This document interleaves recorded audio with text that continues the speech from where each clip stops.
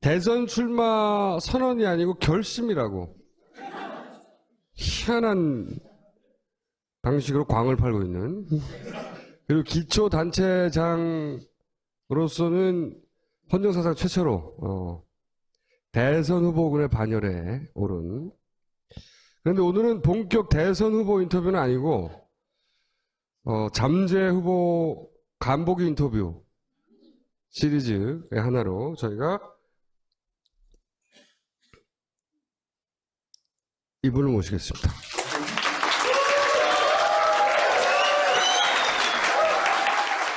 이게 이제 포털에 제가 이제 모시려고 검색을 요새 무슨 뉴스가 뜨다 해서 봤는데 이게 그 프로필 사진에 있어요. 지나치게 인지한 모습.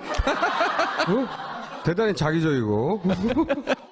파파이스 처음 모실 때 그때만 하더라도 인지도가 바닥이었고 성남시에서는 좀 알려졌지 지지율이 뭐 대선 후보에 끼지도 못했고 제가 그때 뭐라 그랬냐면 5% 정도가 될 때까지는 우리가 파파이스가 줄기차게 불러드리겠다. 근데 5%에 도달했어 거의. 네, 감사합니다. 5%. 저희 지난번에 마지막에 오셨을 때가 그때 단식 끝날 때쯤이었. 네, 전날. 단식 끝나기 전날이었죠. 며칠 하셨죠? 열하루였습니다. 끝나고 앰뷸런스 타셨나요? 걸어가세요, 걸어. 언론에서 대선 후보군으로 막 쳐줘 그러니까 그럴 때 뿌듯함. 응? 내가 여기까지 왔구나. 거울 앞에서 막 부르르 떨고 혼자 막. 일단 그런 소회 같은 거 있어요? 전에 제가 처음 이 파파이스 출연했을 때 우리 총수님이 작사를 한번 내자 뭐 그랬더니 다음에 그 뭐 얘기할 만할 때 되면 그때 보자고 한번 하셨죠. 네. 그런데 이번 6월에 단식할 때 한번 불러주셔서 그건 이제 번외고 네. 정말로 그때 말씀하신 대로 때가 돼서 온 것 같습니다. 혹시 예를 들어 가족들의 반응은 어때요? 뭐 당연하다고 생각하죠. 다른 얘기 전에 검찰에는 왜 불려가신 거예요? 우리 김재동 씨가 역시 저와 똑같은 코스로 고소를 당했던데요. 네. 고발당한 거죠. 이름도 잘 알려지지 않은 보수단체가 예. 뭐 그러는 거죠. 그분이 저도 고소했던 것 같아요. 아, 근데 제가 그렇게 될 걸로 예상했거든요. 분명히 누군가가 제3자가 고발할 거다. 원래 그 명예훼손은 당사자 아니면 고발을 안 받아줬거든요, 전에는. 예. 그때 다 각하했죠. 저 수사 안 함. 당사자도 아닌 게 무슨 남의 일이 네가 나서냐. 그거 정상이잖아, 그죠? 근데 최근에는 이제 검찰이 다른 사람이, 저 사람이 김호준 총수의 명예를 훼손했네? 그래서 내가 대신 막 본인은 가만히 있는데 고발해줘도 막 조사하고 그러더라고요. 제가 그런 걸로 고소를 다 당한 거죠. 왜 위안부 소녀상 같은 데 가가지고 장갑 주고, 그래서 위안부 합의를 한 박근혜 대통령을 모욕하냐. 그래서 박근혜의 명예를 훼손했다. 뭐 박근혜 대통령이 가만히 있는데. 또 뭐 이런 것도 있어요. 정종섭 장관이 그때 총선 나갈 때 트위터로 뭐 홍보를 한 게 좀 있어요. 근데 저는 트위터 많이 했다고 지금 선관위에서 수사 의뢰 당했잖아요. 그래서 그때 그런 말을 제가 한번 했죠. 정종섭도 수사해라. 이렇게 말했는데 그 말뜻이 정종섭도 잘못했고 나도 잘못했고 이런 뜻이겠어요? 그 사람이 괜찮은 것처럼 나도 괜찮은 거다. 이 말을 역설적으로 표현했는데 정종섭의 명예를 훼손했다. 그다음에 선거법에 위반해서 이제 선거운동에 불이익을 줬다. 뭐 이런 거 하고 이런 것도 있어요. 교과서 국정화 그때 논쟁이 있을 때 정부에서 현재 교과서가 그 주체 사상을 가르치고 있다 이런 만화 만들어서 뿌렸잖아요. 그래서 제가 그걸 보고 그러면 정부가 검증을 했는데 그게 주체 사상을 가르쳤으면 그럼 정부가 종북이네. 그러면 교육부 장관하고 박근혜를 종북 빨갱이로 처벌해라. 이렇게 말했거든요. 그게 박근혜의 명예를 훼손했다 이거예요. 황무여 장관의 명예를 훼손했다. 뭐 그것도 있고. 그래서 전체 몇 건이에요? 다 그게 개별 10건. 10건. 지금도 계속 추가 접수 중이야. 제가 예를 들면 좀 아픈 얘기를 많이 하잖아요. 총풍 사건 얘기도 했거든요. 저보고 뭐 종북 빨갱이라고 그러길래 내가 종북이면 진짜 북한에 돈 주면서 총 쏴달라고 그런 그 사람들은 진짜 반역자도 아니고 종북이도 아니고 뭐냐. 그 사람부터 처벌해라. 라고 한 게 국정원, 당시에 안기부의 명예를 훼손했다. 또 고소했어요. 근데 문제는 이런 황당한 고발을 이유로 소환한다는 거지. 명색이 변호사인데. 저도 사법시험 합격한 변호사거든요. 또 뭐 어떤 거는 제가 선거 때 왜 트위터를 정치 트윗을 했냐? 그러면 이 트위터를 보는 사람들이 예를 들면 한나라당 180석 예상 이런 기사를 제가 트윗하면 그럼 민주당 지지자들이 아이고 큰일 났네. 그러면서 이재명 때문에 막 찍지 않겠냐. 그건 민주당을 위한 선거운동 아니냐. 이런 걸 고소를 한 거예요. 그래서 사실은 선관위에서도 맨날 보고 있는 건데 이거 아무 문제 없다고 다 넘어간 거예요. 근데 그걸 민간인이 누가 고발했다고 뭐 제가 뭐 대단한 사람은 아니지만 그걸 공직자인데 100만 명을 대표하는 공직자인데 불러다가 바빠 죽이는데 조사하고 그래서 제가 가면서 그랬죠. 나 협조 차원에서 가주는데 단 내가 원하는 날에 간다. 두 번째 전심은 나와서 먹는다. 세 번째 6시에 퇴근한다. 한꺼번에 8건 다 조사한다. 이렇게 했죠. 그래서 가서 제가 3시간 만에 끝내고 나왔어요. 아니, 이게 건이 안 되는 걸 알면서 일부러 그렇게 하는 이유는 뭐라고 스스로 판단하십니까? 자기들은 건이 된대요. 그 중에 하나는 진짜 기소하려고 그러는 것 같습니다. 하나 정도는. 그게 뭐냐면 어떤 사람이 광화문에 노는 사람 중에 한 분이에요. 김모 씨라고. 저를 북한의 사이버 전사 200명으로부터 선거 운동 지원을 받았다고 썼어요, 트위터에. 그래서 아니 뭐 이런 이상한 사람이 있나? 근데 내가 그 사람을 잘 모르니까 이 사람이 이렇게 주장을 한다. 허위 사실이다. 이 사람 좀 찾아주세요. 그리고 제가 공개 수배 이렇게 썼어요. 그런데 이게 명예훼손이다 이거예요. 범법자 취급했다. 아 그런 거죠. 예. 한겨레 신문도 같이 고소당한 거 있어. 그래요? 저하고 같이 공범 관계. 그 내용이 뭐냐면 제가 그 사람 고소했잖아요. 난 그런 일이 없다. 그래서 검찰이 무혐의했어요. 괜찮다. 제가 법원에다 재정 신청했죠. 법원이 명백히 유죄가 인정되므로 기소 결정을 해가 지금 재판에 넘어가 있어요. 근데 그 사람이 나를 그렇게 허위 사실이라고 한 게 허위 사실이다 이거예요. 그래서 아니 그런 게 어딨냐? 그 무고다. 난 북한 사이버 부대 지원받은 일 없다. 그랬더니 공개 수배라는 표현을 해서 그 사람의 한 거를 알렸기 때문에 명예훼손이다 이거예요. 지금 기소하려고 그러더라고. 그래서 지금 기다려보는 중이에요. 아니, 근데 왜 그런다고 보세요? 왜 말도 안 되는 건들 이렇게 탁탁탁 붙여가지고. 근데 효과가 있어요. 제가 이거 누를 때 자꾸 나 자기 검열을 해. 이거 괜찮나? 아니, 내가 명색이 20년 경력의 변호사인데, 20수년, 30년 가까이 된 변호사인데도, 그리고 나름대로 또, 그래도 뭐 나름의 권한도 있고 지위도 있잖아요. 그런데도 고소를 막 10건씩 나오고 그러니까, 야, 이거 뒤태다 혹시 고발당하지 않을까? 이런 걱정이 들면서 자기 검열을 시작하는 거예요. 그 트위터 활동을 위축시키려고? 제가 트위터 양이 요새 줄었어요. 진짜로. 아니, 그 이유만으로 그거 할까요? 한번 뭐 저는 그런 것도 있는 것 같아요. 근데 보통 검찰의 포토라인 소환돼서 포토라인에 그건 서서 사진을 전형적인 찍히면 이미지가 확 나빠지죠. 보수 진영에 나이 많으신 분들은 지금 얘기한 내용으로 불려나가는지 어떻게 알아요? 그걸 노렸던 것 같은데 제가 또 그런다고 당하는 사람이 아니잖아요. 제가 또 이러고 왔잖아요. 이러고 안녕하세요. 저 잘못한 거 없거든요. 이런 거 부르면 안 됩니다. 저 6시 되면 나와버릴 거예요. 저는 이게 이재명 시장을 도와주고 있다.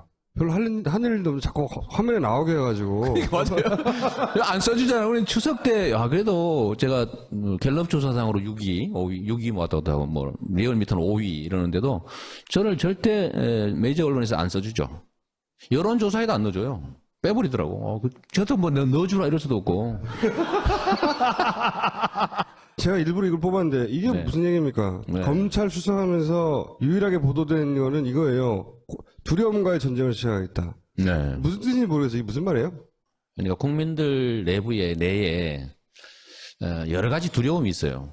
전 제일 큰 두려움이 우리가 국민들이 현재 이 정치 체제로부터 엄청난 피해를 받고 있는데 다수 대중들이 원래 민주주의 원리에 의하면 1인 1표니까 원래 다수가 피해를 보고 있으면 그 상황을 바꾸려는 노력을 합쳐지면 이기는 거잖아요. 그 바뀌어져야 정상 아닙니까? 근데 왜 안 될까? 무력감이에요. 내가 한 표만 열심히 해서 될까? 그래서 다 포기하죠. 이거는 우리의 상황을 바꿔야 되지만 과연 우리가 바꿀 수 있을까? 이런 두려움이 있는 거죠. 못한다. 나 혼자 고립되어 있다는 두려움. 우리의 미래에 대한 두려움. 권력에 대들었다가 피해보지 않을까 하는 두려움. 뭐 이런 두려움들이 저는 우리의 제일 중요한 문제라고 생각하고요. 이 두려움이라고 하는 거를 깨자. 그러니까 예를 들어 종북으로 몰리지 않을까. 복지 정책하면 포퓰리스트로 몰리지 않을까. 정의를 공평을 얘기하면 빨갱이로 몰리지 않을까. 국가의 문제에 대해서 지적하면 검찰이나 경찰한테 보복당하지 않을까. 세무조사 당하지 않을까. 막 이런 두려움이 있잖아요.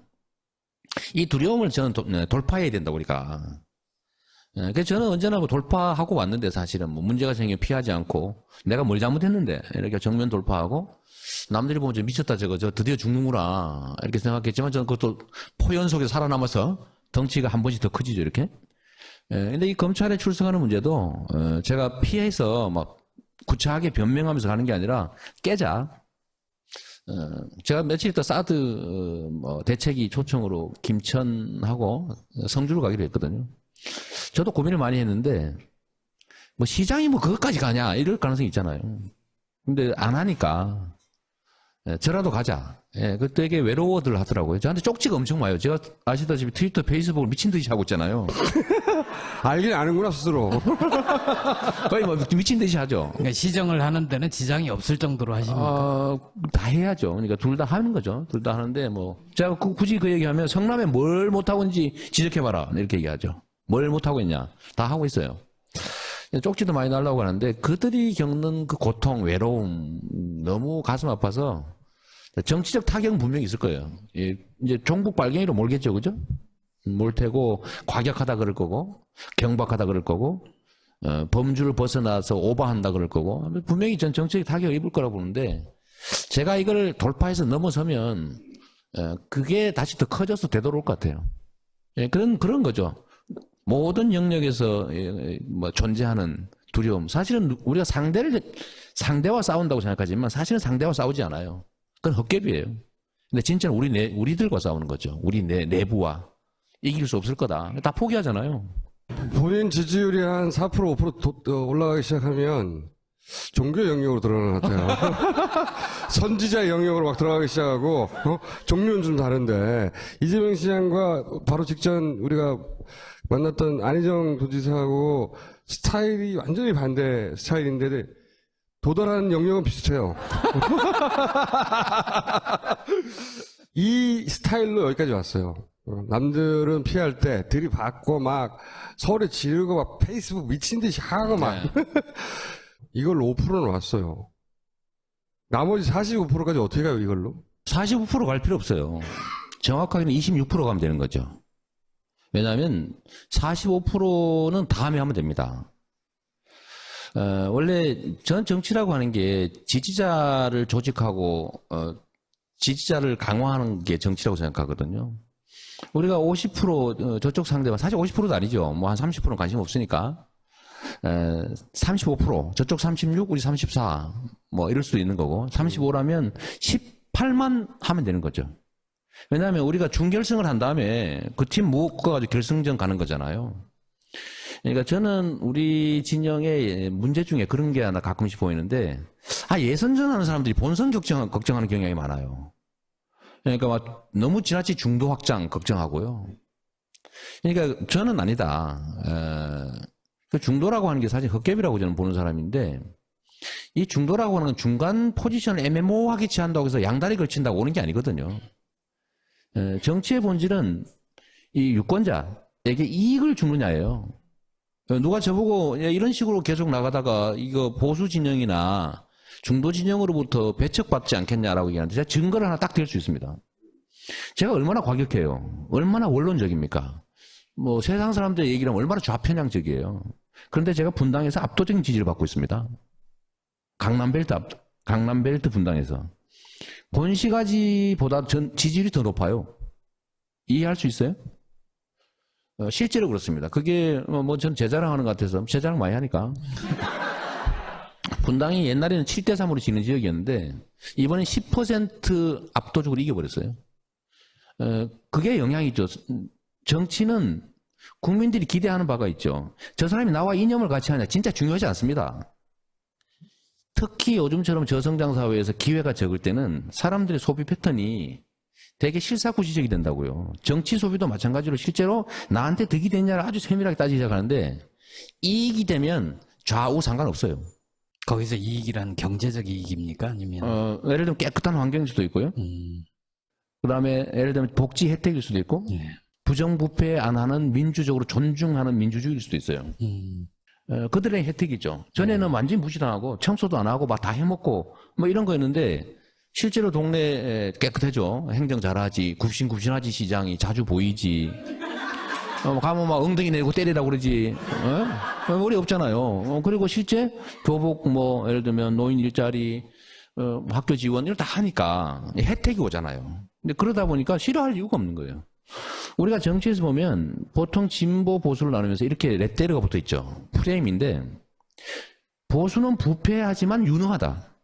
사실은 뻥인데 부패하고 무능한데 근데 진보는 깨끗한데 무능하다 이 프레임이 있어요. 근데 진보가 유능하다는 걸 증명한 일이 별로 없어. 그죠? 근데 나는 성남에서 그걸 증거로 보여준 거죠. 증거로 보여주니까 이분들은 인정을 하는 거예요. 그래서 얘기를 좀 되돌아가면 중도라고 하는 건 없는 건데 예를 들면 우리가 진보의 가치라고 하는 게 지금보다는 좀 더 나은 세상을 위한 지향이나 노력을 말하는 거잖아요. 근데 빈말 뻥이 아니고 진짜 새로운 정책, 좋은 정책을 만들어서 진짜로 집행함으로써 나한테 이익이 오더라는 걸 보여주면 아, 저 사람들한테 맡기면 진짜 나한테 혜택이 있겠구나 라고 믿어지면은 그 중간에 어정쩡하고 뭐 이쪽도 좋고 저쪽도 좋고 하는 사람들은요 자기한테 이익되는 쪽으로 움직입니다. 그 사람들의 말을 들어주거나 아니면 그 사람들의 입장과 동일한 포지션을 취한다고 해서 지지하지 않는다는 거예요. 이익이 된다는 확신을 주는 순간에 지지하죠. 처음부터 그러진 않았잖아요. 그러니까 네. 성남 정도 사이즈에서는 오랜 시간 본인을 입증해서 여기까지 도달했는데 성남시는 구석구석 직접 갈 수도 있고 근데 이제 대한민국 사이즈 정도 되면 직접 다 만날 수가 없잖아요. 그러면 본인이 그렇다는 걸 언론의 도움을 받거나 혹은 미친듯이 하는 SNS를 통해서 이제 확대하고 포장해서 퍼뜨려야 되는데 네. 성남 사이즈처럼 해서 전국을 똑같이 이렇게 만들 수는 없단 말이죠. 모두를 설득해서. 네. 종편이든 주류 악성 언론들한테 제가 엄청난 공격을 당했잖아요. 원래 죽었어야죠. 죽었어야 되는데 요즘 세상이 바뀐 거죠. 네트워크가 발달하다 보니까요. 저는 언론에 보도되는 것보다도 이 부산에 지진 났다, 야 큰일 났다, 빨리 어떻게 해라. 이게 더 빨리 퍼지는 세상이에요. 언론 보도보다도 국민 안전처보다 훨씬 빨라. 그죠? 속보보다 훨씬 빠릅니다. 그야말로 거의 전격적이라고 할 만큼 빠르게 정보가 유통되죠. 예. 그러니까 지금 전혀 예상하지 못했던 새로운 세상이 있어요. 그게 이제 네트워크이죠. 거미줄처럼 만들어진 네트워크. 언론보다도 더 빠르고 더 광범하고 더 낮게 깔려있는. 근데 이게 저는 국민들이 요즘 겪는 그 어려움, 예를 들어 이 불평등함, 이 부정의, 이 차별, 이 억울함 이런 것들을 해소해야 되겠다는 열망은 점점 커지고 있어요. 그런데 상황은 점점 더 나빠지고 있어요. 그런데 이 사회의 운영을 담당하고 있는 정치 세력들은 점점 더 나빠지고 있다는 거죠. 그러면 이 사람들이 과거처럼 주는 정보 받아가지고 다 혼자나 고립되어 있으니까 옆 사람이 무슨 생각하는지도 모르고 그냥 맨날 신문 방송이나 보고 있다가 그냥 주는 선택지 몇 개 중에서 아이고 할 수 없지 뭐 이 중에 제일 덜 나쁜 인간이 뭘까? 제일 덜 나쁜 집단이 누구지? 어쩔 수 없이 찍는 이 판이 뒤집어지고 있는 상황이다 이게. 그 힘인데 예를 들어서 그 힘이 이제 역으로 작용할 수도 있거든요. 최근에 예를 들면 뭐 무슨 그 당을 탈당했네, 뭐 동교동계가 지원하고 있네, 노무현을 배신한 과거가 있네, 뭐 이런 공격을 받아요. 최근에 인터넷에서. 그런데 생각해 보면 그렇게 파워풀한 걸 저쪽도 쓸 수 있거든요. 그리고 개인이 사실관계를 판단할 수 없을 정도 애매모호한 것도 있을 수 있단 말이죠. 네트워크가 자기한테 꼭 유리하게 작용하지는 않는다.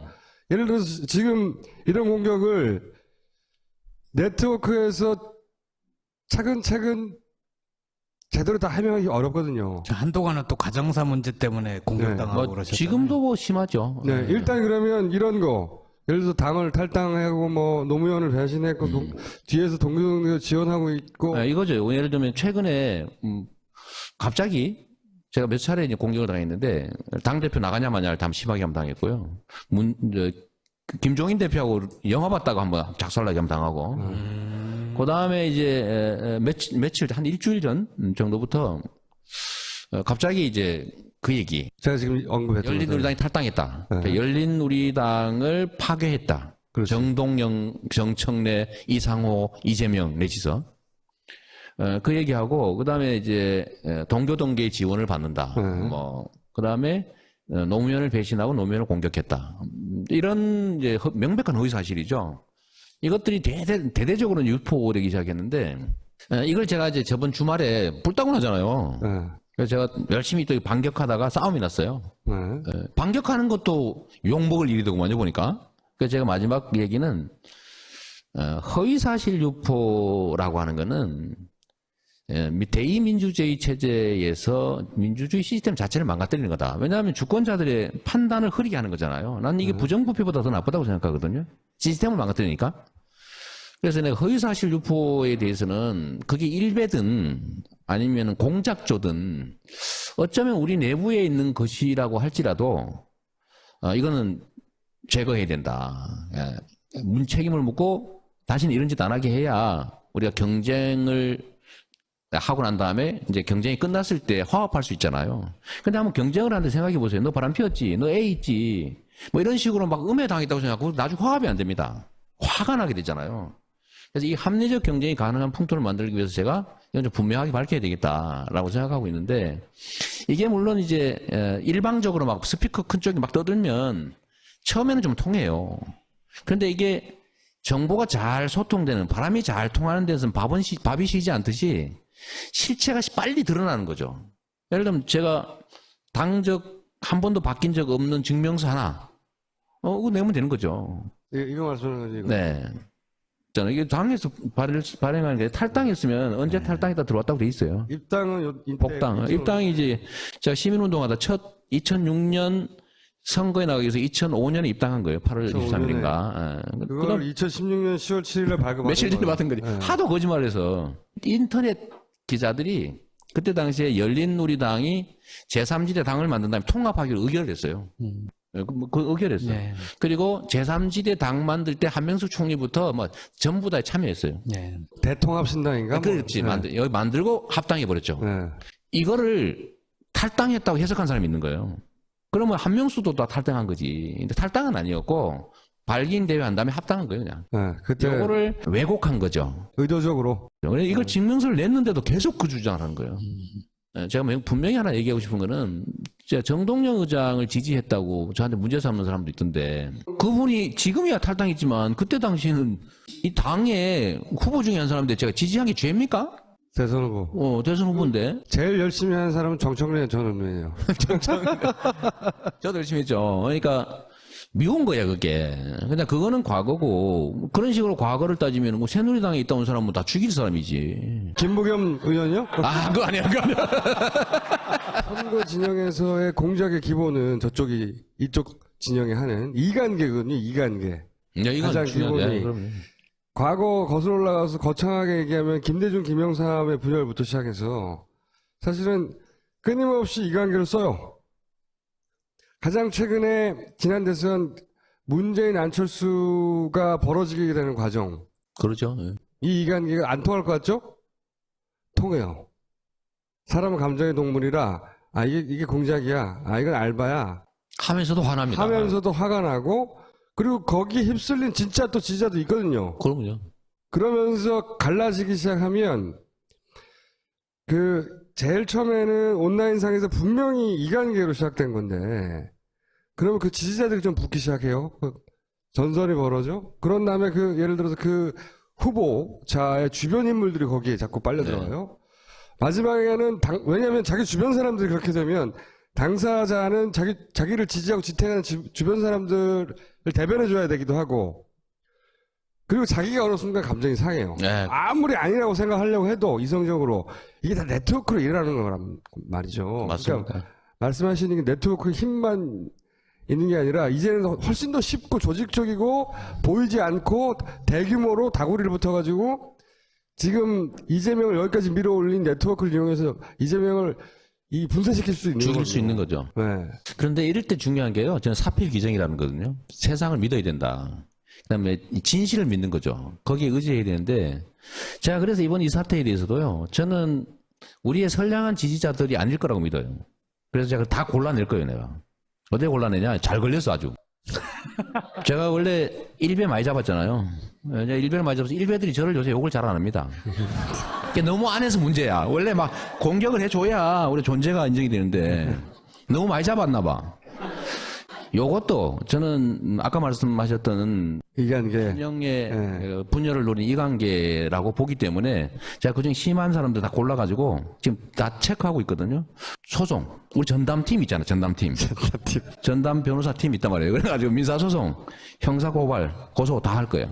그래서 딱 골라낼 거예요. 그래서 앞으로도 허위사실을 유포하는 거예요. 욕하는 건 상관없다. 욕하는 건 용서가 됩니다. 근데 사실이 아닌 걸로 사람을 모함을 하잖아요. 이건 나중에 화합이 안 됩니다. 이제 이거를 사전에 예방하기 위해서 정치적으로는 좀 손실이 오겠죠, 그죠? 야, 역시 저 가벼워. 좀 깎겠지만 싸움딱이라 그러고. 근데 아직 5%니까 10% 되기 전에 지금 내가 확 한번 정리를 한번 해버려야 돼.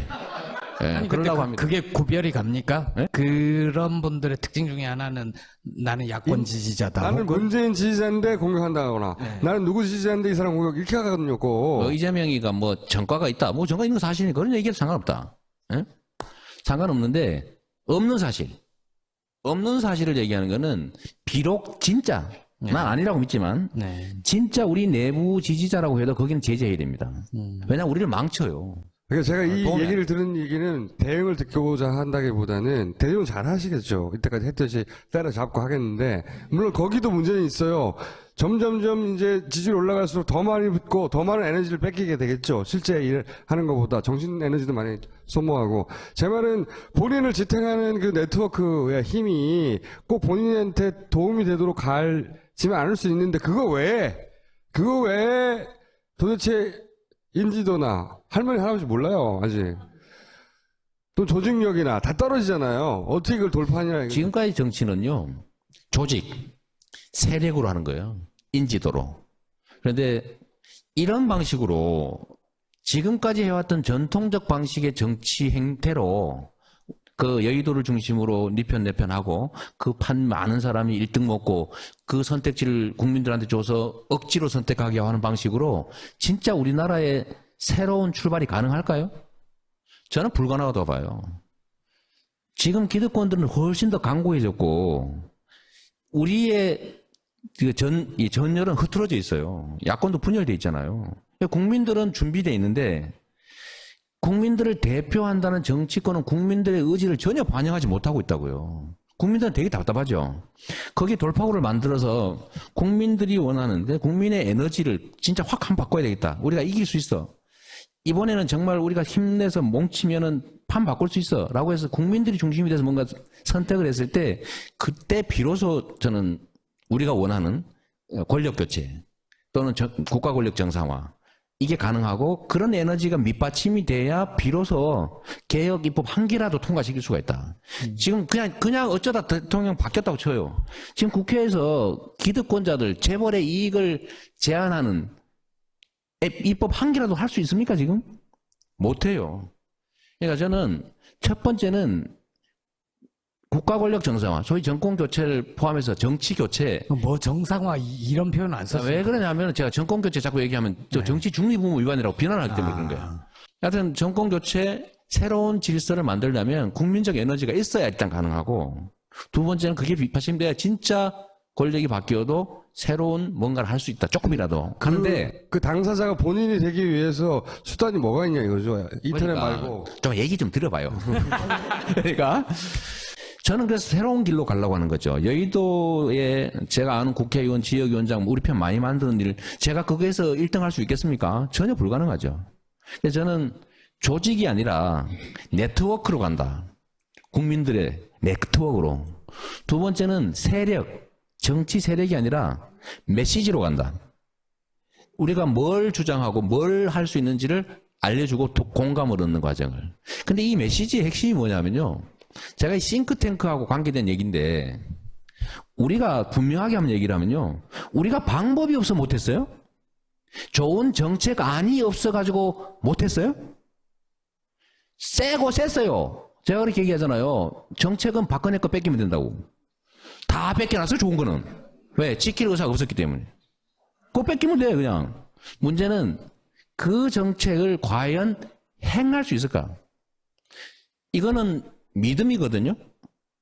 그러면 이 믿음이 말 잘한다고 믿음이 생깁니까? 정치는 다 기본적으로 거짓말이었잖아요. 누구 어떤 대통령이 이렇게 말했어. 선거 때는 무슨 말을 못하나. 어떤 분이 이렇게 말했죠. 지킬 수 없는 공약을 지키려고 하는 건 나쁜 짓이다. 이렇게 말했어요. 그런 공약 왜 하는데 도대체? 이게 정치는 다 거짓말하는 거. 그러니까 국민들이 안 믿잖아요. 그래서 우리가 정책을 개발하는 것도 중요하지만 실현 가능한 안을 냈을 때 과연 그가 또는 그 집단이 실행할 수 있을까에 대한 증거를 요구합니다. 믿을 수 있냐. 저는 뭐 예를 들면 아주 고관 대작을 지내고 스펙이 화려하고 이런 분들 지금 유명하고 그러니까 지지율 높고 그러잖아요. 나 이거 허상이라고 보는 거예요. 왜냐하면 반기문 말씀하시는 겁니까? 뭐 그분도 당연히 들어가죠. 그러니까 어떤 지위와 권한, 높은 지위와 큰 권한을 가졌었다고 하는 게 지금까지는 높은 평가를 받지만 마지막 질문을 한번 던져보자고요. 그 지위와 권한을 가지고 과연 뭘 했습니까? 나는 지위와 권한이 정말로 미천합니다. 조그만합니다. 그러나 나는 그 작은 커터칼 정도의 수준의 작은 권력을 가지고 남들이 예상하지 못한 만큼의 나름 빚갚고 새로운 복지 제시하고 누군가는 농담으로 거짓말로 했던 증세 없는 복지를 진짜 하잖아요. 그 증거를 제가 보여주는 거죠. 제가 공약 이행률 관리를 정말 열심히 하거든요. 제가 첫 임기 끝날 때 공약 이행률이 96%입니다. 제가 혼자 한 게 아니고 매니페스토 본부에서 평가한 거예요. 1등. 지금도 1등입니다. 그러니까 나는 이런 업적이 있다, 뭐 이런. 아니, 증거를 보여주는 거죠. 업적이 아니라 저 사람은 말을 하면 지키는구나. 네. 그래서 제가 일배를 잡을 때도 끝까지 잡는 거예요. 왜? 믿음을 주기 위해서죠. 말하면 반드시 해, 나는. 걸리면 죽습니다. 절대 중간에 그만두는 거 없어요. 네. 그러니까 그래서 대중들이 국민들이 볼 때 정치란 다 거짓말쟁이들인데 그중에 거짓말하지 않고 진짜로 말한 걸 할 수 있다고 믿어지면 저는 그리로 몰린다고 보는 거예요. 그 믿음이 제가 5%까지 왔다고 보는 거고요. 대선 국면이 벌어지면 전국이 하나의 선거구입니다. 전국이 하나의 선거구. 그 기껏해야 후보군이라고 하는 데가 10대 명도 안 돼요. 그 온 국민들이 그걸 지켜보기 시작합니다. 그럼 인지도는 순식간에 올라갑니다. 인지도는. 지금이야 뭐 여론조사에도 안 넣어주고 일부러 보도에도 싹 빼고 이러지만 제가 좀 그래서 좀 더 일찍 선언을 하려고 그래. 못 빼게. 지금은 그러면은 더불어민주당의 대선 후보 경선에 참여할 결심을 했다. 그렇죠. 난 결혼선언 날짜는 안 잡았는데 사랑한다고 말하고 있는 거지 지금 막. 보통은 출마 선언을 하는데 결심 선언을 했어요. 말도 안 되는. 선언은 아니고 결심 물어보길래 말을 했죠. 네. 결심했다. 나 결혼하기로 했다. 근데 선언을 한 건데 어쨌든 대선에 나오겠다는 거죠. 지금은 결심을 한 거니까. 아니 뭐 결심했고요. 이제 저는 다른 사람들보다 괜히 뭐 사양하는 척하고 저는 이런 거 안 합니다. 지난번에 대표 경선에 참여하겠다, 검토하겠다 이러다 안 하셨잖아요. 검토만 했지. 예. 그때도 사랑하는 척 했잖아요. 그거는 이제 대시를 해보려고 마음을 먹었던 거지. 이번은 그때와는 좀 다르죠. 다르다. 저는 이제 그 결정은 했고요. 예. 공식 선언이라고 하는 건 국민들의 선을 보이는 건데 그 언제 하실 겁니까? 비전이라고 하는 것도 명확하게 제시해야죠. 예를 들면 이렇게 나는 이 나라를 만들겠습니다. 그냥 말로 선언합니다 한다고 되는 겁니까? 그거 아니고 정확하게 이 나라를 이렇게 나는 만들어 가고 싶습니다를 보여드려야죠. 지금 사실 여기 쭉 오셨던 뭐 박원순, 김부겸, 안희정 그리고 이재명 도지사까지 아직 선언을 안 했어요. 잠깐. 아무도. 방금 이재명 도지사라고. 막 이미 본인의 마음에 이미 도지사급 올라간 거야. 그러니까 도지사나 해라 이거죠. 저런 식으로 오리발을. 본격 시작되면 떨어집니까? 올라갑니까? 떨어지게 돼 있죠, 당연히. 왜? 무지개 같은 거예요. 너무 아름답죠. 정말로 대한민국을 대표하는 유엔 사무총장인데 지금 뭐 멋있지 않습니까? 근데 막상 보세요. 그분이 아까 말씀드린 딱 그 점이에요. 국민들은 이제는요, 옛날처럼 고도성장기에는 기회가 많기 때문에 선택 여지가 많아요. 그때는 멋있는 거 선택합니다. 왜? 실패하면 또 딴 거 고르면 돼. 근데 이 소비 패턴이 바뀐다니까요. 이제는 정말로 내 삶에 이게 어떤 영향을 줄까를 친밀하게 계산하는 사람이 많이 늘어난 거예요. 이 첫 징조가 2014년 7.3.1 재보궐선거입니다. 그때 유명한 사람 아무데나 꽂으면 다 될 줄 알고 있었어요. 그러니까 여기 꽂았다 저기 꽂았다 장기판 말처럼 왔다 갔다 했는데 다 떨어졌습니다. 그때 해당 지역 국민들이 이미 그 생각한 거죠. 저 사람이 과연 우리 지역구에 우리의 삶에 어떤 도움을 줄 것인가. 보따리 싸가지고 왔다 갔다 하는 사람 아님. 유명해도 상관없음. 다 날린 거예요. 이번 4.13 총선도 사실 좀 비슷하죠. 그리고 전 세계적 현상이기도 해요. 미국의 버니 샌더스도 그랬고, 지금 약간 좀 힘들어 하긴 하던데, 트럼프도 공화당을 먹어버렸잖아요. 뭐 최종적인 성공을 할지는 잘 모르겠어요. 그러나 당을 먹는 건 성공했다고요. 이 사람이 기존의 정치 시스템의 그 정치 관행에 따라서 한 거 아니죠. 그래서 이거는 국민들한테 새로운 가능성을 보여줘야 되는 거죠. 그래서 자기한테 도움이 되는지를 막상 야 이거 이 사람을 후보로 만들어서 대통령을 시켜서 우리나라 살림을 통째로 맡겨가지고 우리의 불평등 문제, 우리의 미래에 관한 문제, 그야말로 세계 최악의 자살률, 저출산율 이런 문제들을 해결하고 좀 더 공평한 세상으로 갈 수 있을까를 고민하는 순간에요. 그때부터는 그러면 이 사람이 이때까지 뭘 했는데 아까 말씀드린 증거를 요구한다고요. 그러니까 저는 떨어지는 길밖에 없다고 보는 거죠. 내가 이럴 때 자랑 한번 해야지. 영국의 이코노미스트라고 있죠. 이코노미스트가 역대 최악의 총장이라고 평가했거든요.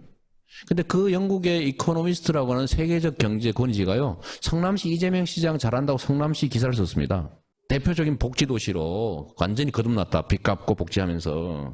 영국의 이코노미스트가 쓴 거예요. 내가 거짓말 아니야. 인터넷에 있어요. 근데 그 기사를 아무도 모른다는 거. 그러면 이제 그때 제가 막 알리는 거지. 예? 그러면 이건 어떻게 생각해요? 안철수 의원과 전 대표와 여권 출신 인사가 제3지대에서 만나서 뭔가 결합할 가능성이 있다 없다? 야권 통합, 그 다음에 예를 들면 그게 잘 안 됐을 경우에 후보 단일화, 이거는 정치하는 사람들이, 특히 야권에 정치하는 사람들의 국민에 대한 의무라고 생각합니다. 근데 안철수 의원은 야권에 있는 후보들하고 단일화를 생각하는 게 아니라 나와서, 그리고 그 나온다면 당을 구분하지 않고 여권의 출신 인사하고도 결합할 의사가 있는 것처럼 보인단 말이죠. 그런 말도 많이 하고. 그러니까 이것도 전국 관리 능력의 일부인데, 국민의당도 지금까지는 야권 포지션을 가지고 있잖아요. 네. 근데 여기를 예를 들면 야권 통합이나 아니면 가능성 있는 영역으로 우리가 끌어들이도록 하는 게 정치적 역량인데, 이걸 자꾸 문제를 만들거나 아니면 공격적 태도를 취하거나 배타적 태도를 취해가지고 저쪽으로 가도록 밀어내면 안 된다는 거죠. 밀어내는 게 아니고 자기들이 가는 거 아니에요, 그냥? 저는 그 두 가지 측면이 다 있다고 생각합니다. 이 안에서도 기회를 얻을 수 있다면 그렇게 안 하겠죠. 그래서 저는 제3지대 얘기 최근에 뭐 이래저래 나오는데, 저는 누구를 빼고 하는 방식은 성공할 수도 없고, 그건 또 다른 갈등을 만들기 때문에 도움이 안 될 것 같고요. 친박하고 친문만 빼고는 다 오라는 건데. 그 이재명 시장도 포함되는 거죠. 예를 들면 저는 제3지대를 한다면, 뭐 박쪽은 빼고, 그건 원래 그게 뭐 안 되지, 그건 콩가루지, 그거 안 되고, 그건 빼고, 그러나 야권 새로운 변화를 지향한다는 쪽은 니는 빼고 뭐 누구는 들어오고 이런 식이 아니라 다 포괄할 수 있다면 제3지대에 다시 뭉치는 것도 좋은 방법이라고 생각해요. 가능할지는 잘 모르겠지만. 야권이 통합하는 하나의 방안으로 생각하시는 거고, 근데 제3지대를 얘기하는 사람들은 그게 아니라 민주당은 빼고, 그 다음에 한나라당도 빼고, 나머지 후보들이 모여가지고 자기들이 제3지대를 만나자는 거잖아요. 그 성격이 완전히 다르잖아요. 지금 말씀하신 거. 그렇게 하는 게 현실적으로 가능하겠어요? 한들 뭐 얼마나 큰 파급이 있겠습니까? 김종인 전 대표는 그거 가능하다고 생각하고 지금 가능하다고 하니까 뭐 준비하는 분들이 있죠. 기대하는 사람도 있고. 김종인 대표하고는 특별히 친해요? 그냥 당대표 하셨으니까. 네. 뭐 그 정도? 뭔가 밀접하게 둘이서 무슨 꿍꿍이가 있다든가 그런 거 없어요? 뭐 그분이 저한테 관심을 가져주니까 저는 고마운 일인데 뭐 특별히 사적 관계가 있지는 않습니다. 아, 추파를 그쪽에서 던지는 쪽이. 주파는 아니고. 네. 그러니까 그분이 이제 뭐 안희정 지사 또 뭐 다음에 이제 만나러 다니셨잖아요. 그 중에 저를 하나 끼워주신 거죠. 본인은 그러면 김종인 대표한테 큰 관심 없어요? 지금은 저는요, 이 개혁 진영, 그러니까 우리 핵심 지지층들을 이렇게 결합하고 결속하는 게 주된 일이라고 보기 때문에 현재 상태로 거기다가 무슨 뭐 확장한다고 이것저것 섞어 놓으면요, 이 죽도 밥도 안 됩니다. 관심은 고마우나 나는 관심 없다, 크게. 나중에는 관심을 가져야죠. 나중에. 제가 앞으로는 잘 안 튈 거예요. 그냥 안 튀어도 본눈에 띄어 이제는. 전 믿지 않아요. 약간 다른 방식으로 하긴 하겠지. 소처럼 하진 않겠죠. 그러나 행동도 이제 좀 바꾸고 행동도 좀 점잖게 이렇게 바꾸시려고 그래요? 소위 이제 5% 정도의 지지를 받는 상태의 내 포지션, 행태, 행동 양식하고 10%, 7% 이렇게 됐을 때하고는 또 다른 거죠. 지금 기존에 이제 야권의 후보들이 있잖아요. 네. 그리고 그 후보들 대부분은 지금은 엇비슷해진 사람도 있고 넘어설까 말까 하는 사람도 있지만 본인보다 다 그 지지율이 높았던 사람들이란 말이죠. 네. 그러니까 문재인, 박원순, 뭐 안희정, 김부겸 의원도 이제 거론되고 이런 양반으로는 안 된다고 보니까 본인이 나간 거잖아요. 그죠? 그건 좀 분명하게 할 필요가 있는데 그분들로는 안 된다가 아니고요. 판을 키워야 된다. 첫째는. 판이요? 판을 키워야 되는 거죠. 그리고 정치는 1인 플레이 시대가 아닙니다, 이제는. 예를 들면 전에는 특정 정치 지도자가 막 수하들을 쫙 이끌고 국민들을 동원해서 뭔가를 했다면 지금은 세상이 바뀌었어요. 지금 세상이 바뀌어서 집단 게임의 시대로 온 거죠. 예를 들면 제가 못 가진 걸 누군가 갖고 내가 부족한 걸 이분이 채우고 근데 여기서 내가 제일 큰 중간이 될지 옆이 될지는 좀 놔둬야 되는 거죠. 저는 우리가 이기는 게 중요하지 진영이 이기는 게 중요하지 전쟁이 이기는 게 중요하지 누가 MVP가 되느냐는 다음 문제라고 생각해요. 그러면 본인의 역할도 물론 내가 결과적으로 최종적인 대선 후보가 더민주 대선 후보가 되면 좋지만 그렇지 않더라도 내가 충분히 판을 키우는데 역할이 있고 그 정도로도 만족한다. 그걸 왜 만족하겠어요? 만족하지 않지만 그렇다면 그런 대로 또 역할을 하겠다. 내가 1등을 할 수 없다면 하지 않겠다. 그건 정치가 아니죠. 1등을 하기 위해서 총력을 다할 거예요. 그리고 1등을 하기 위해서 뛰는 과정에서 우리의 정책을 알리고 또 우리의 저변이 넓어지고 그리고 나중에 하나로 뭉쳤을 때 우리 진영이 커지겠죠. 그럼 이기는데 기여하는 거잖아요. 그 중에서 그러면 누가 1등으로 MVP가 될 거냐는 국민이 선택하는 거죠. 근데 저는 그 측면에서는 최하 아무리 못해도 우리의 저변을 넓히고 국민의 지지를 확장하고 그 다음에 우리가 서로 부족한 부분들 이런 것들을 채워서 우리 진영이 이기는데 도움되는 건 분명하다. 첫째. 두 번째로 저는 이 변화된 정치 환경 속에서 그냥 정치권이 기존의 방식대로 이합 집산을 통해서 국민들한테 던져주는 그야말로 지도자 어쩌면 나쁘게 얘기하면 지배자적 행태를 취해왔는데 국민들이 식상해하잖아요. 내가 나라의 주인인데 내 의지가 정치에 반영이 돼야 되는데 맨날 그냥 거수기로 이거 투표나 하는 대상으로 전락한 거 화나고 있거든요. 근데 이걸 묶어서 우리와 함께하는 우리와 함께 뛰어주는 나의 동지 또는 나의 머슴, 나의 대리인을 누군가 확인하면 저는 그쪽에 표를 안 줄 이유가 없다고 보는 겁니다. 그리고 이런 방식이 아니면 우리가 정말 새로운 변화를 만들 수 없다고 믿기 때문에 저는 지금 난 확신해요. 아무도 제가 5% 올 거라고 생각하지 않았어요. 하다못해 작년에 1%, 2% 갤럽 올라갈 때도 이상한 현상, 이변이라고 그랬다고요. 그래서 제가 참고로 얘기하면 제가 별명이 이변입니다. 이변. 1등을 안 하더라도 버니 샌더스가 실패했습니까? 1등을 안 하는 건 아니고 1등은 못 하더라도. 못 하는 거죠. 예. 그러니까 제가 하기 싫어서 하는 거지. 버니 샌더스가 실패했냐 아니죠. 버니 샌더스의 정책이 미국 민주당에 고스란히 다 반영됐죠. 그 역할도 큰 거죠.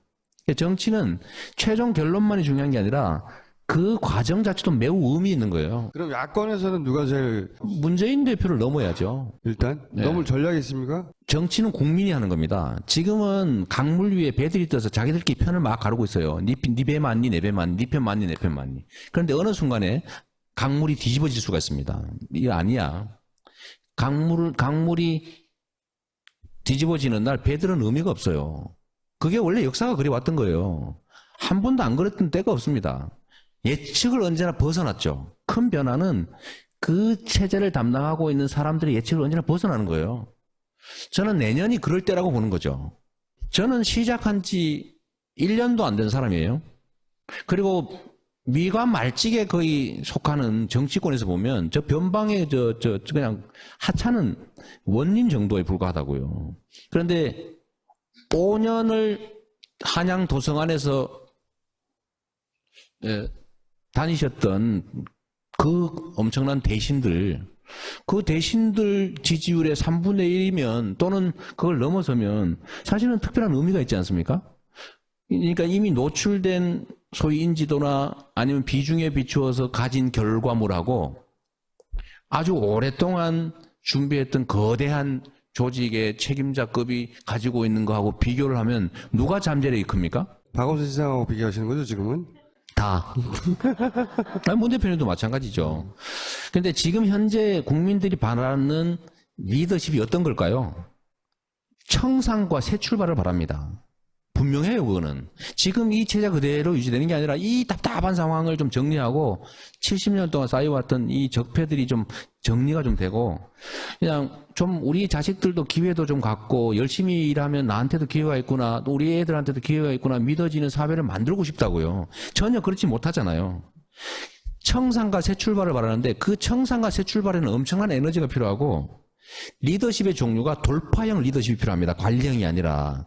평상시에 잘 관리해서 태평성대를 만들 리더십이 아니라 뭔가 이 암울한 이 상황을 그냥 좀 깨고 새롭게 뭔가를 만들 수 있는 사람을 원하는데 세종형이냐 태종형이냐 돌파형 리더십이냐 관리형 리더십이냐 봤을 때 저는 제가 그 점을 끊임없이 국민들한테 보여주려고 하는 거죠. 나는 돌파할 겁니다. 내가 가진 무기는 권한은 요만큼 있지만 이렇게 돌파해 왔습니다. 나한테 주어진 권한이 이렇게 크면은 그 이상 돌파를 보여주겠습니다.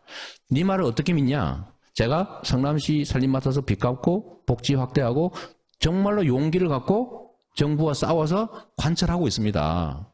보여주고 있잖아요. 저는 정책이 없거나 아니면 우리가 뭘 몰라서 못하는 게 아니라 저는 확신해요. 용기와 결단입니다. 우리가 권한을 가졌을 때 용기를 갖고 현재 있는 여러 장애들을 뛰어넘어서 뭔가 새롭게 만드는 것들을 우리가 보여줘야 되는데 지금 여소야대됐지만 바뀐 게 뭐가 있어요? 만약에 본인이 당대표였으면은 이때까지 지나왔던 혹은 당대표, 원내대표 지금 뭐라 부르는 간에 당의 대주주였다면 지금 더민주가 했던 것과는 다르게 뭘 어떻게 했을 것 같으세요? 총선이 끝나면서 몇 개 쓴 게 있어요. 13개. 딱 하나만 예를 들어서 쉽게 설명해 주세요. 나는 이렇게 했습니다. 테러 방지법 폐지 법안 내야죠. 세월호 특별법, 특검법안, 연장법안 이거 당연히 직권상정해서 밀어붙여야죠. 누구는 테러 방지법도 국가 비상사태라고 해서 두드려 통과시켰는데 국민의 생명과 안전이 관계된 세월호 문제나 백남기 문제를 왜 특검을 직권상정 못합니까? 국민의 입장에서 얼마나 답답하겠어요. 전에는 숫자 부족해서 못한다고 해서 그렇구나. 다수에서 밀리니 갈 수 없지. 다수 됐잖아요. 우리는 왜 규칙을 열심히 지키는 거예요? 저들은 끊임없이 규칙을 파괴하고 규칙조차도 완전 무시하고 불법을 자행하기도 하는데 국민의 생명과 안전을 지키는 게 국가의 제1 의무인데 수백 명이 죽었는데 왜 죽었는지 이유를 몰라요. 그리고 그 억울한 사람들 시체팔이라고 비난해요. 근데 조사를 정부가 방해해요. 7시간 동안 뭐 했냐. 제가 비난하려고 하는 소리가 아니라 성남시의 환풍구 사고라고 해서 16명이 죽었는데 저보고 공동주체했다고 몰아가지고 저를 책임을 물으려고 얼마나 노력했습니까? 저 공동주체 아니에요. 그거 주장한 2대1 소송이 아니라 1,500만 원 배상 판결 받았는데 대법원까지. 제가 얼마 전에 마지막 남은 부상자 1명까지 다 책임져 줬습니다. 57시간 만에 다 합의시키고 다 장례 재날짜 치렀거든요. 왜 그렇게 못하는 거예요? 그러니까 이런 답답한 점들을 국민들은 진짜 말이 아니라 막 정책을 우아하게 멋있게 공정성장이나 포용성장이나 소득주도 성장이나 국민성장이나 내용을 들여다보면 똑같아요. 자원과 기회를 공평하게 나눠서 개인들에게도 희망을 주고 그 자원과 기회가 효율성을 발휘할수록 해야 경제가 다시 살아난다. 요 얘기를 이름만 바꿔서 똑같이 하고 있는 겁니다. 방법은 다 나와 있어요. 우리 사회의 제일 심각한 문제는 불평등 문제다. 부정의 문제다. 불합리 문제다. 그 다음에 이 기득권 세력들의 그 불합리한 포갑이 문제다. 다 답은 원인은 나와 있고 답도 나와 있어요.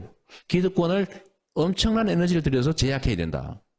나쁜 짓 하면 혼나고 착한 짓 하면은 칭찬받고 기여한 만큼 돌려받을 수 있는 사회가 돼야 된다. 답은 그거예요. 재벌들이 당선을 꼭 맡고 싶은 후보가 될 거라. 그걸 국민들은 이겨낼 거라니까요. 그 이겨내지 못한 이유는 재벌들은 소수예요. 투표권으로 따지면 몇 명이나 되는데 중소기업들이 대기업에 엄청나게 피해를 입고 있잖아요. 착취당하고 있잖아. 중소기업 사장들은 현 체제를 좋아하는 것 같습니까? 아니에요. 재벌 집단 과다 지배를 막고 해체하는 수준의 5%면 5% 권리만 행사하지 100% 행사하는 게 어디 있습니까? 대기업 재벌 집단들의 중소기업 착취를 막고 그 다음에 우리가 이 IMF 이후부터는요 성장분의 성장 몫을 다 기업 몫이 차지하고 노동은 똑같아. 상대적으로 노동 몫이 줄어들고 있단 말이에요. 늘어나는 걸 다 차지하고 있는데 이걸 고쳐서 노동소득 분배를 늘려야 된다. 이거 다 답 나온 거예요. 그렇게 하면은 국민들 주머니가 두둑해지니까 유효 수요가 생기고 그걸 통해서 경제가 활성화된다. 다 아는 건데 문제는 그걸 연구를 못해가지고 몰라서 못합니까? 문제는 용기예요. 권한이 있으면 최대치로 행사해가지고 그 권한으로 기득권자들의 기득권을 제압해야지. 물론 저항이 엄청나죠. 그 저항을 이겨내는 게 능력이지. 힘세니까 못하면 정치 말로 갑니까? 경선을 하고 나서 승자에게 제대로 승복하지 못하고 아까 표현으로 하면 MVP가 결정이 됐어요.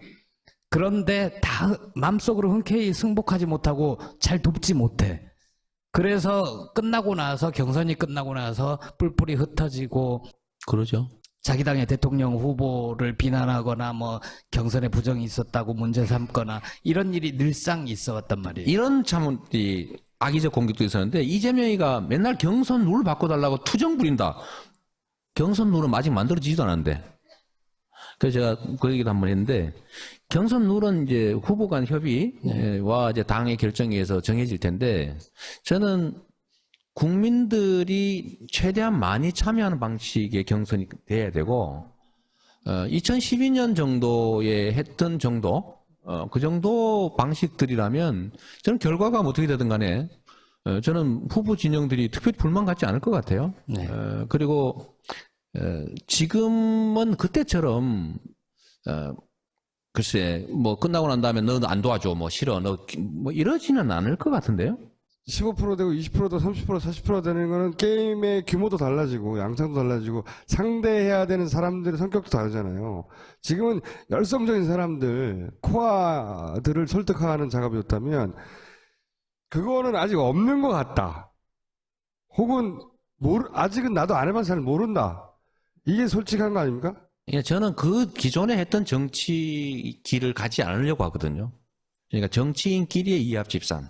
그 길로 가지 않는다. 예를 들면 정치라고 하는 게 있지 않습니까? 5천만 명이 하는 게 아니거든요. 국민들 속에도 깨어서 행동하는 소수가 끌어가는 거예요. 우리 야권 진영도 마찬가지입니다. 그래서 제가 목표가 뭐냐면 1%를 조직하는 거예요.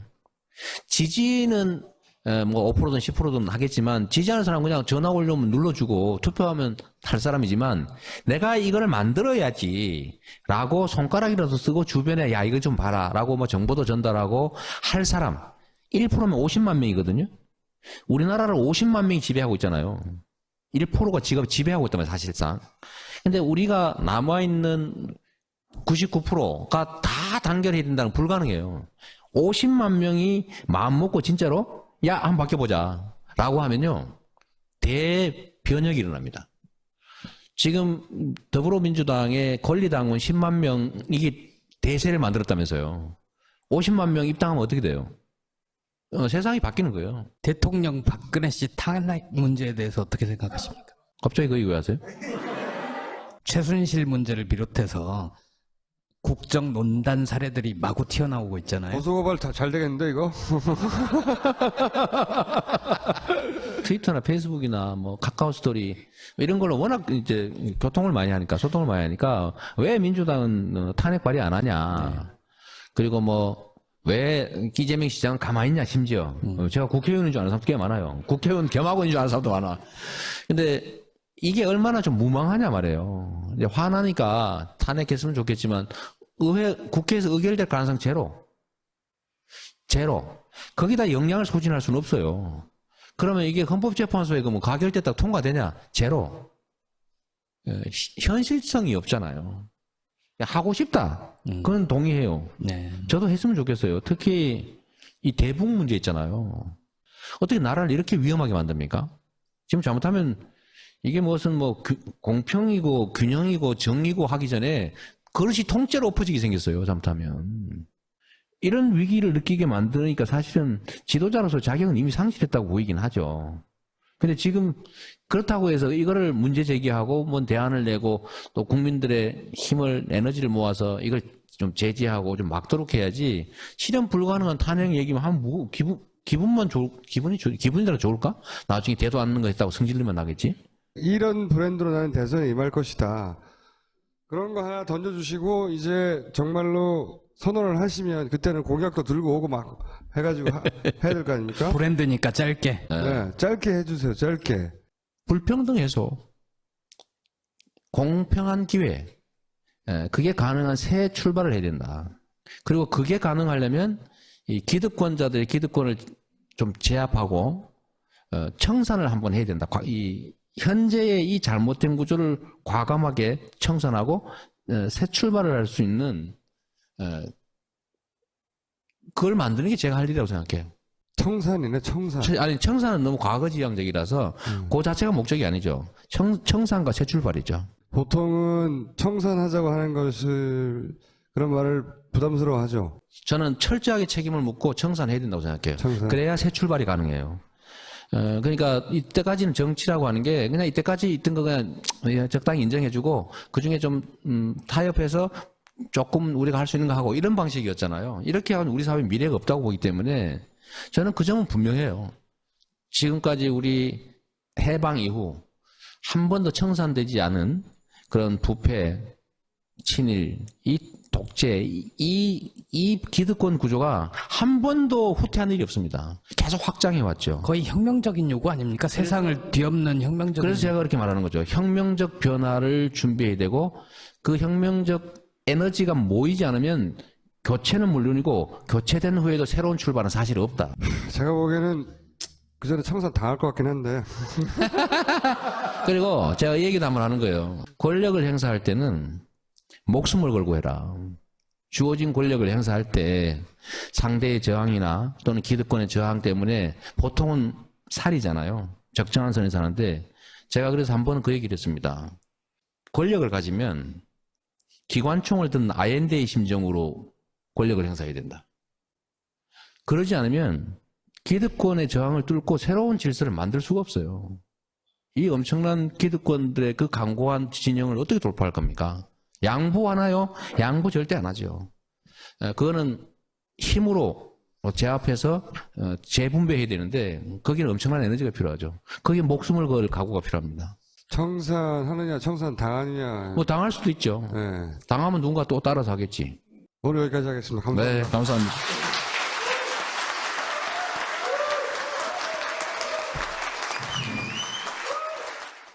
본격 직장인 드라마 공생.